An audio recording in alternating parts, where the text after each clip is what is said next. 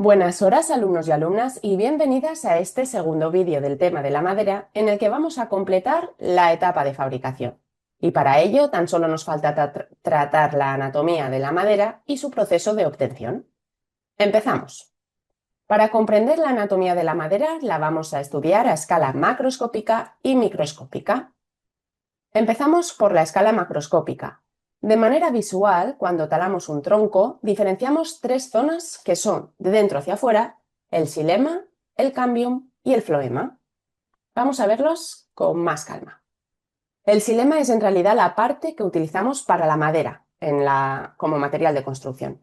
Es el tejido vegetal responsable de transportar la savia bruta y en su parte más interior encontramos la médula, que podríamos considerar como el centro del tronco.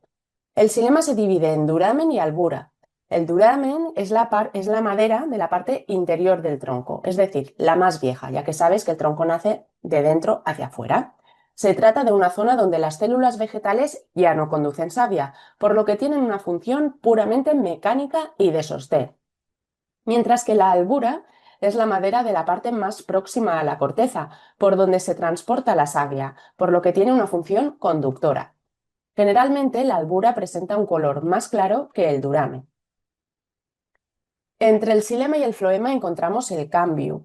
El cambium es un tejido vegetal que sintetiza xilema hacia el interior y floema hacia el exterior, es decir, es la zona de crecimiento transversal del tronco. Y la última zona que nos faltaría es el floema. El floema a su vez se divide en dos partes, que son el líber y la corteza. El líber es la corteza interna y constituye la zona viva del floema, es decir, por donde se lleva a cabo la conducción de savia elaborada, por lo que tiene una función conductora. Y por otro lado, la corteza es la cara exterior del tronco y está elaborada por las células muertas del floema y su función es la de proteger el interior del tronco. En esta diapositiva de aquí puedes ver un esquema del sistema vascular de la madera y, como hemos dicho, por la albura, que está dentro del xilema, asciende la savia bruta desde las raíces hasta las hojas y por el líber, que forma parte del floema, desciende la savia elaborada. Además de las distintas zonas de las que hemos hablado, xilema, cambium y floema, a escala macroscópica encontramos también distintas estructuras, que son las fibras, los radios y los anillos. Las fibras tienen una función de sostén y son longitudinales, mientras que los radios tienen una función de nutrición y son transversales, mientras que los anillos marcan el crecimiento del árbol de manera concéntrica. Veamos con más calma los anillos, por su interés que tienen en la madera. Los anillos de crecimiento muestran el crecimiento que ha tenido el árbol en el periodo de un año. En las maderas con estaciones bien marcadas, como por ejemplo las europeas, el crecimiento tiene lugar durante todo el año, excepto en invierno debido a las bajas temperaturas. De esta manera es posible distinguir dos tipos de madera: madera temprana o de primavera, con crecimiento rápido, anillos amplios y menos densos, debido a las épocas de lluvia, y por otro lado tendríamos la madera tardía o de verano, que tiene un crecimiento más lento, con anillos finos y mayor densidad, debido a la sequía. En las maderas de zonas con estaciones poco marcadas, como por ejemplo en las maderas tropicales, los anillos de crecimiento son más uniformes y resulta más difícil diferenciar unos anillos de otros. En estas imágenes puedes apreciar la diferencia entre anillos en una madera de zona europea, donde vemos la madera tardía mucho más densa que la madera temprana, que es menos densa. Estupendo. Ahora que ya conoces la escala macroscópica de la madera, podemos profundizar en la escala microscópica, porque como ya hemos avanzado, la madera tiene células con funciones específicas, unas para conducir y transportar la savia, que serían los vasos, otras para sostener el tronco, que serían las fibras, y por último, aquellas que almacenan los nutrientes, que serían los radios. Además, a escala microscópica podemos encontrar diferencias entre madera de coníferas o gimnospermas y madera de frondosas o angiospermas.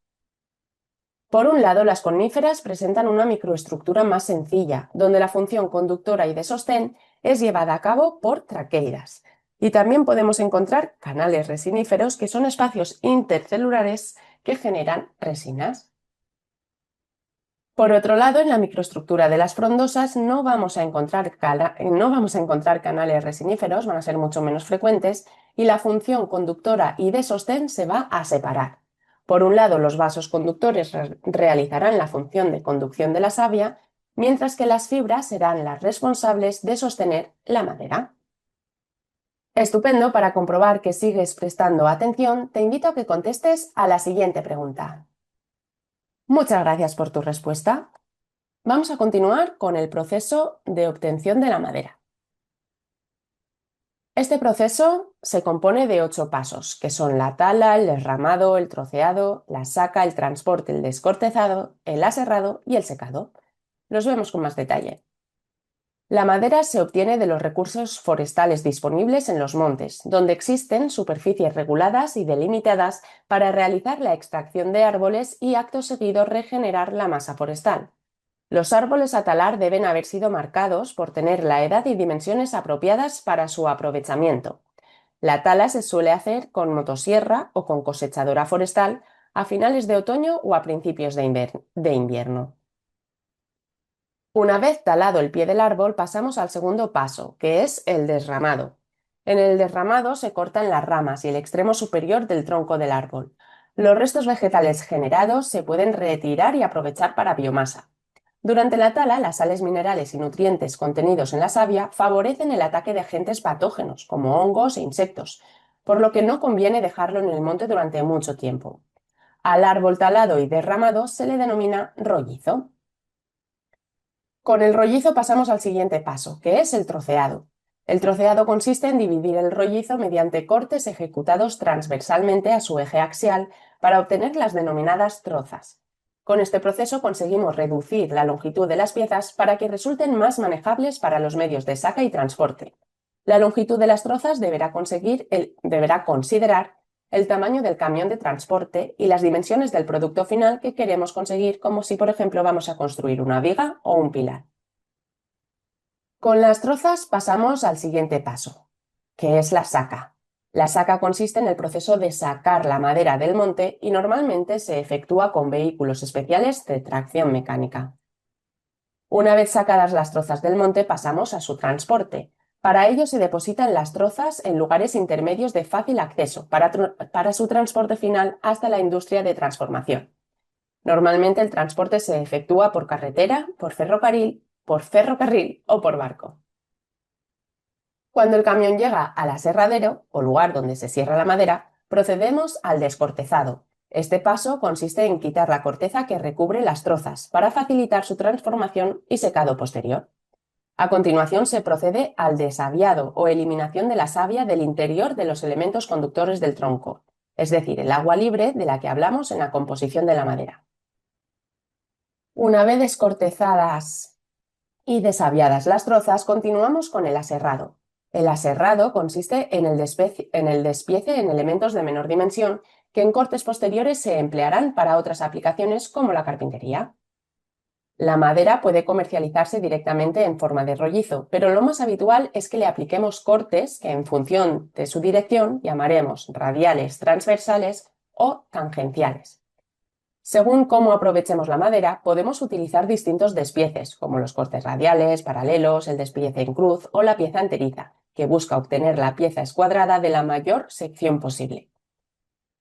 Además de piezas de grandes dimensiones, la madera puede transformarse en elementos de menor espesor, como las chapas. Las chapas de madera consisten en láminas finas de unos pocos milímetros de espesor, obtenidas al efectuar un corte tangencial con una cuchilla y desenrollando el tronco por su giro alrededor del propio eje. Con la madera ya cortada, con el formato deseado, pasamos al octavo y último paso del proceso de obtención, que es el secado. La madera posee de forma natural un contenido de agua muy superior al que debe presentar para su uso en construcción, donde debe tener un valor inferior al 20%. Mediante el secado se estabiliza la madera, se aumenta su resistencia y se evita el ataque de agentes xilófagos. El secado se puede hacer de manera natural, al aire libre, bajo cubierta, o artificial, en cámaras con circulación de aire forzada con ventiladores. Genial, con el secado de la madera damos por concluido el proceso de obtención de la madera y también su etapa de fabricación. Así que si quieres descubrir la etapa de construcción de la madera, te invito a que avances hasta el siguiente vídeo del tema. Muchísimas gracias por tu atención y hasta pronto.